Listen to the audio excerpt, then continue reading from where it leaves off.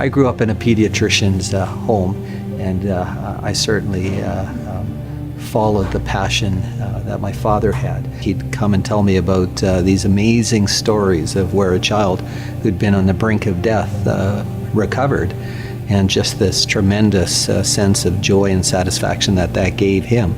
And so I think the decision to go into medicine was made very early. It was like the second week of grade 3. My arm was hurting really, really bad, so my teacher called my mom. My mom took me here, and then I got blood work, and then I got a bone marrow test, which is where they put you to sleep, and they put a needle in your back and take out like a little bit of your bone marrow.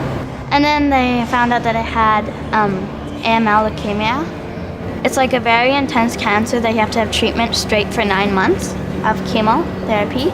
By bringing in the complex patients, we also attract programs, we attract individuals, technologies, and skills that support the sickest of the sick kids. That expertise filters all the way down and benefits all kids that come to the Stollery. The work that we do is something that is constantly evolving, constantly changing. The Stollery Children's Hospital Foundation has been vital to develop excellence in the provision of health care for children. The first 2 months were like really scary.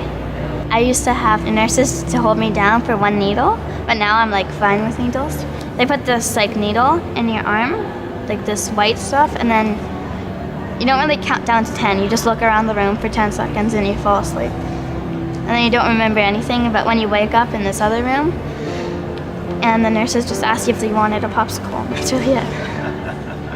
If we worked in an environment without the foundation, we would not have the technologies that keep us at the cutting edge. We wouldn't have the physical space developed to the extent that we do. We would not be among the best in North America without the foundation. We depend on them in every way. You just have to look into the eyes of a child. There's this spark, there's this passion for life, and they have this extraordinary ability to overcome incredible, incredible challenges and then carry on. I like going on stage and everybody watching you, and the lights, and the little stage fright you get. Well, my mom just put me in it when I was little, and I was like 3. And I just kept on going until I was 6, and then when I was 8, I was gonna quit. And then I had cancer, and then after cancer, and I loved it now. It's a privilege. It is an absolute privilege. And just as I saw the emotion, the passion, and the joy in my father, who practiced pediatrics until he was 82, it's an honor. There's nothing better than seeing health return to somebody where that health and that existence was at risk. And so there is no greater privilege, in my view, than that of being a doctor.